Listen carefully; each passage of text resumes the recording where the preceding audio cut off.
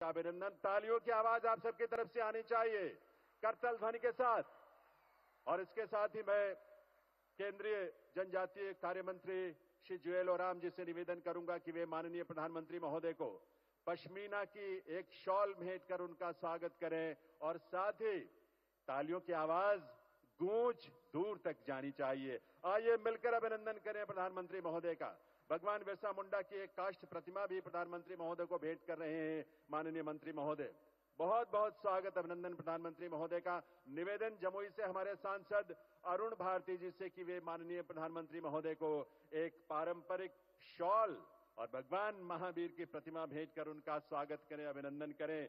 विकसित भारत के शिल्पकार देश के यशस्वी प्रधानमंत्री श्री नरेंद्र मोदी जी का अभिनंदन वंदन नमन आपकी करतल ध्वनि के साथ, तालियों के साथ आप सभी की देवियों सज्जनों।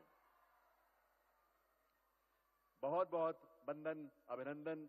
अब मैं निवेदन करूंगा केंद्रीय जनजातीय कार्य मंत्री श्री जुएल ओराम जी से कि वे अपने स्वागत संबोधन के लिए पधारें। माननीय मंत्री महोदय।